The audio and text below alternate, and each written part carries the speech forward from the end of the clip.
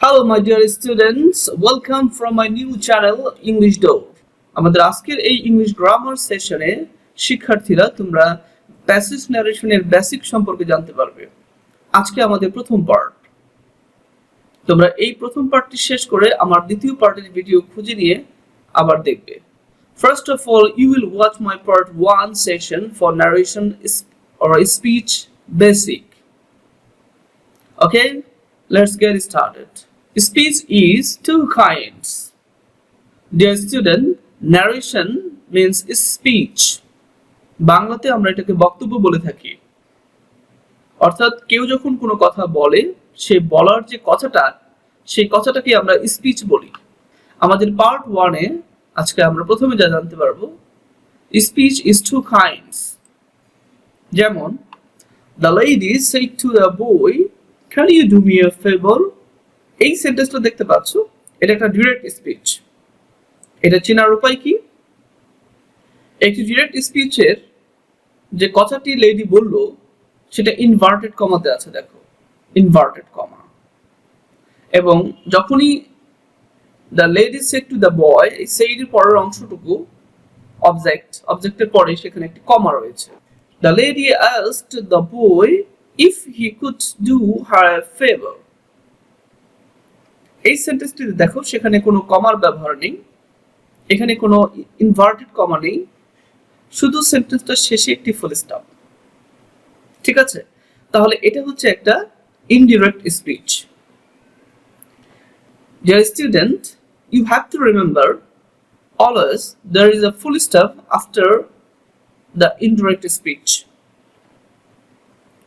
অর্থাৎ ইনডিরেক্ট স্পিচটা সবসময় assertive form হবে, আর ডিরেক্ট স্পিচ যে কোনো ফর্ম হতে পারে, যেমন এটা একটা interrogative form. Now direct speech. In a direct speech there are two parts, দুটি অংশ থাকবে একটি ডিরেক্ট স্পিচে। একটি অংশের নাম reporting verb, and another one reported speech. For example, the lady said to the boy, can you do me a favor please? এই সেন্টেন্সটিতে তোমরা দেখছো, এই স্পিচটিতে তোমরা দেখতে পাবে দুটি অংশ। একটি the lady said to the boy reporting verb, অন্য আরেকটি অংশ can you do me a favour please. এই অংশটিকে বলা হয় রিপোর্টেড স্পিচ। তাহলে আমরা জানতে পারলাম যে অংশটাতে ইনভার্টেড কমা দিয়ে আবদ্ধ আছে, যে কথাটা সে বলেছে, সেটাকে বলা হয় রিপোর্টেড স্পিচ, যেটা সংক্ষেপে আমরা লেসনে আরপি বলবো। আর যে অংশটাতে লেডির কথাটা বলার জন্য যে কথাটি লেখা হয়েছে, সেড টু, সেড বললো, এই সেড টু সহ এই পুরো অংশটাকে বলা হবে reporting verb. Okay, now student, you have to know how to change direct speech to indirect speech.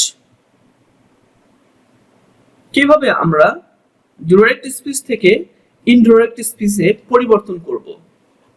First of all, it requires 3 changes. ন্যারেশনে direct থেকে ইনডিরেক্ট করতে 3 ধরনের পরিবর্তনের প্রয়োজন। আমি এই 3 ধরনের পরিবর্তনের একটা নাম দিয়েছি tap. Here, T for tense, A for adverb, and P for person. কিভাবে হবে? For example, the lady said to the boy, can you do me a favor now? Dear student, screen-এ তুমি দেখতে পাচ্ছ indirect form. The lady asked the boy if he could do her a favor then. Look, এখানে কি কি পরিবর্তন এসেছে? Indirect form A the lady asked the boy if he could do her a favor then. এখানে দেখো স্ক্রিনে can't দেখতে পাচ্ছ ডিরেক্ট স্পিচে, কিন্তু ইনডিরেক্ট ফর্মে এটা হয়েছে could। তাহলে প্রেজেন্ট ফর্ম থেকে পাস্ট ফর্ম চলে গেছে টেন্স। তাহলে টেন্স পরিবর্তন হলো টি, টেন্স। এবার দেখো যে এখানে স্ক্রিনে দেখো ইউ আছে ডিরেক্ট ফর্মে, কিন্তু এখানে হয়েছে হি। ওকে, সো তাহলে আমরা বুঝতে পারলাম যে এখানে পার্সনের পরিবর্তন হয়েছে। এখানে দেখো হার, এখানে মি ছিল, এখানে আছে হার। আরেকটা দেখো, এখানে আছে নাও ডিরেক্ট ফর্মে, এটা অ্যাডভার্ব, রাইট? এই নাওটা হয়ে গেছে এখন দেন।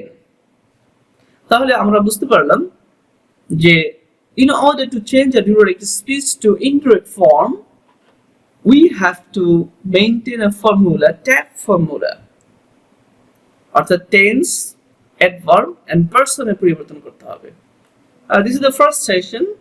For watching the second one, please find out my second video, part 2. Thank you once again to my channel. প্রিয় শিক্ষার্থী, তোমাদের যদি ভালো লেগে থাকে তাহলে আমার চ্যানেলটি সাবস্ক্রাইব করো, বেল আইকনে ক্লিক করো, তাহলে সবার আগে তুমি আমার ভিডিওগুলো দেখতে পারবে। আর তোমার কোনো কমেন্টস থাকলে লিখে দাও।